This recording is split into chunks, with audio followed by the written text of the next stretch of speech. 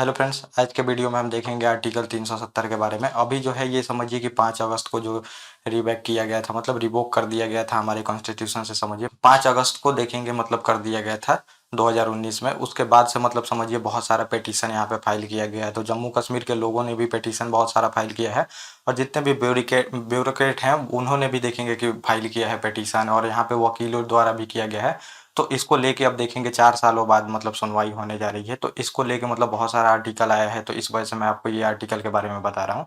और इसका मतलब जो रिप्रेजेंट कर रहे हैं, जिन्होंने मतलब पिटीशन फाइल किया है, तो आपको देखने को मिलेगा कपिल सिब्बल जी जो हैं, ये मतलब काफ़ी मतलब सीनियर एडवोकेट हैं। तो इन्होंने यहाँ पे देखेंगे ये किया है यहाँ पे इसके केस को लेके। और अटॉर्नी जनरल जो मतलब भारत सरकार के हैं, तो वो देखेंगे कि ये केस के अगेंस्ट मतलब कि भारत सरकार का जो भी मुद्दा है वो यहाँ पे कोर्ट में पेश कर रहे हैं। तो अभी पहली सुनवाई देखेंगे कल हुई है, तो इसमें बताया गया है मतलब कोर्ट द्वारा बहुत सारा सवाल किया गया है, और जो ये कपिल सिब्बल जी हैं इन्होंने भी बहुत सारा जवाब दिया है। तो इसमें मतलब अब ये मुद्दा है कि ये फिर से मतलब आ सकता है कि नहीं। आर्टिकल जो देखेंगे 370 और 35 ए है, तो इसको लेके मतलब चल रहा है।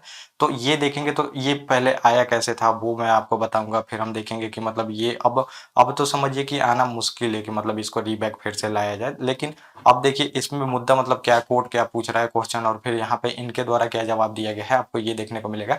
तो इसमें इनके द्वारा देखेंगे, कपिल सिब्बल जी द्वारा ये बोला जा रहा है कि जो ये पूरी तरह से है तो ये अनकॉन्स्टिट्यूशनल है, और इसको अनकॉन्स्टिट्यूशनल घोषित कर देना चाहिए। और यहाँ पे जो मतलब सरकार है ये बोल रही है अनकॉन्स्टिट्यूशनल नहीं है।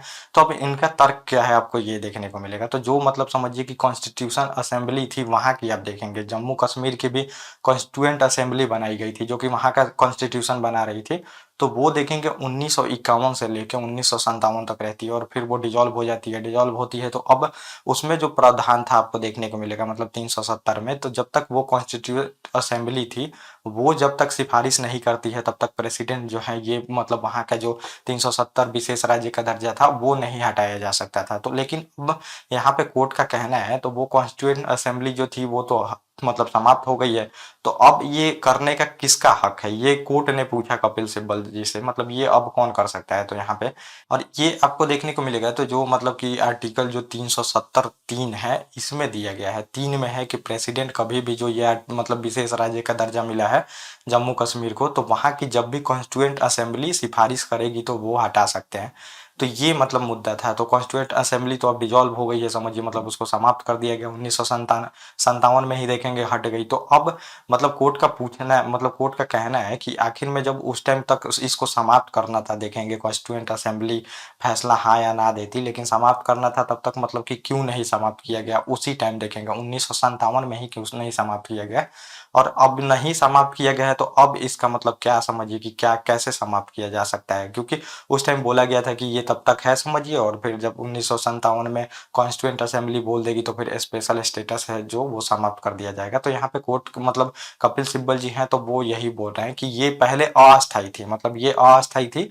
और जैसे 1900 मतलब कि देखेंगे 57 में कॉन्स्टिट्यूएंट असेंबली जम्मू कश्मीर की समाप्त होती है, वहाँ पे डिजॉल्व होती है, वैसे ही ये जो आर्टिकल था ये अस्थायी हो जाता है, क्योंकि कॉन्स्टिट्यूएंट असेंबली को ही वहाँ पे रिकमेंडेशन देना था प्रेसिडेंट को। आर्टिकल मतलब वो यूज करते 370 3 का और फिर हटा देते, लेकिन कॉन्स्टिट्यूएंट असेंबली है वही समाप्त हो गई, तो फिर इसका मतलब ये परमानेंट बना रहेगा, ये इनका कहना है।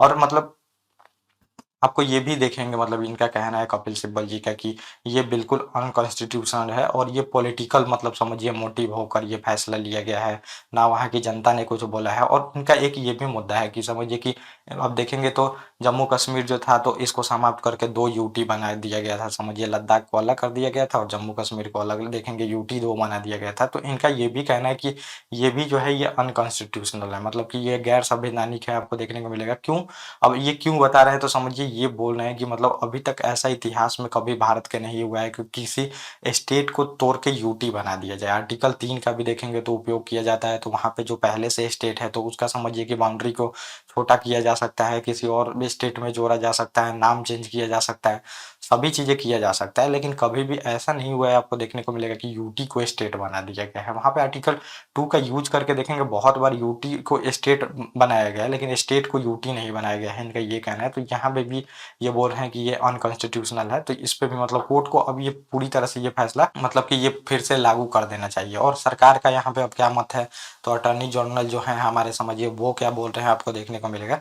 तो वो बोल रहे हैं कि पूरी तरह से भारत का ये अभिन्न हिस्सा है, समझिए अभिन्न हिस्सा तो है, तो ये कोई मतलब मानने पे इनकार नहीं करता, ये तो कोर्ट भी मानती है और समझिए सभी लोग मानते हैं अभिन्न हिस्सा है। लेकिन स्पेशल स्टेटस का यहाँ पे है, तो इन्होंने मतलब बताया कि अभिन्न हिस्सा है, तो इसके लिए ये लिया गया है। और यहाँ पे बोला जा रहा है जो मतलब इनके द्वारा अलगाववादी हैं, तो इनको बहुत ज़्यादा बढ़ावा मिल रहा था, इस वजह से भी ये फैसला लेना बहुत ज़रूरी था, क्योंकि देश का बहुत ज़्यादा रिसोर्स वहाँ पे यूज हो रहा था, हमारे सैनिक भी मर रहे हैं, आम नागरिक हैं वो भी परेशान है। तो इन सब के शांति के लिए, क्योंकि बहुत सारे अलगाववादी जो मतलब समूह है, तो वो विदेशी ताकतों का सपोर्ट ले रहे थे भारत के अगेंस्ट में, तो इसके लिए भी मतलब समझिए ये हटाना जरूरी था, इनका कहना है।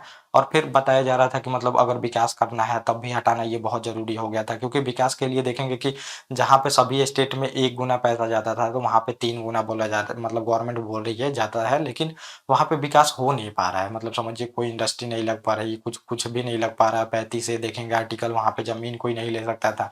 तो इन सब का हवाला दिया जा रहा है मतलब सरकार द्वारा, तो इसके वजह से वो बोल रहे हैं कि जनता जो थी तो उसका विकास हो ही नहीं रही है। इसके वजह से लोग वो उग्रवाद की तरफ बढ़ रहे हैं, ये भी इसमें बताया गया है, इस आर्टिकल में आपको देखने को मिलेगा। और भी बहुत सारी चीज़ें बताई गई हैं कि विकास के लिए और विदेशी ताकतें बहुत सपोर्ट करती थी, और कुछ अलगाववादी नेता भी हैं, तो समझिए कि ये पाकिस्तान का सपोर्ट करते हैं, वहाँ से आतंकवादी आते हैं, उनकी फंडिंग उनसे होती है। तो ये सब भी इनका बताया गया है, मतलब इस वजह से ये बोल रहे हैं कि हटाना ज़रूरी था, ताकि सेना अपना काम सही से कर सके। और यहाँ पे मतलब ये समझिए कि उनके फ्रीडम का भी बात हो रहा है, मतलब फ्रीडम का भी बोला जा रहा है। तो कपिल सिब्बल जी बोल रहे हैं बिना जनता के पूछे आप कैसे किसी को यूटी बना सकते हैं, उनका भी तो फ्रीडम है समझिए। एक विकास के लिए उनका फ्रीडम तो नहीं लिया जा सकता, ये भी इनके द्वारा बोला जा रहा है। और मतलब ये भी मुद्दा आपको देखने को मिलेगा जो पूरे देश में है, तो समझिए ये बोला जा रहा था ये कॉन्स्टिट्यूशन है, ये सब चीज़ें एक है। मतलब स्पेशल स्टेटस के बारे में भी बहुत सारा सवाल उठाया जा रहा था, तो वो स्पेशल स्टेटस का अलग ही मुद्दा है, वो एक स्टेट में तो है नहीं, ये बहुत सारे स्टेट में है। समझिए नॉर्थ ईस्टर्न स्टेट में भी हमारे बहुत सारे स्पेशल स्टेटस दिए गए हैं, तो इनको लेके मतलब इन सब की दलीलें हुई हैं। अब देखिए क्या होता है, फैसला क्या आता है। और मतलब कि कपिल सिब्बल जी बोल रहे हैं इसको और कॉन्स्टिट्यूशनल जो बेंच है, मतलब कि और ज़्यादा जजों की बेंच के पास इसको भेजा जाए। अभी 5 जज इसकी सुनवाई कर रहे हैं, तो देखिए आगे क्या होता है, आगे जो भी होगा तो मैं आपको अपडेट कर दूंगा। ओके गाइस, थैंक यू, और अब हम मिलेंगे अपने नेक्स्ट टॉपिक में।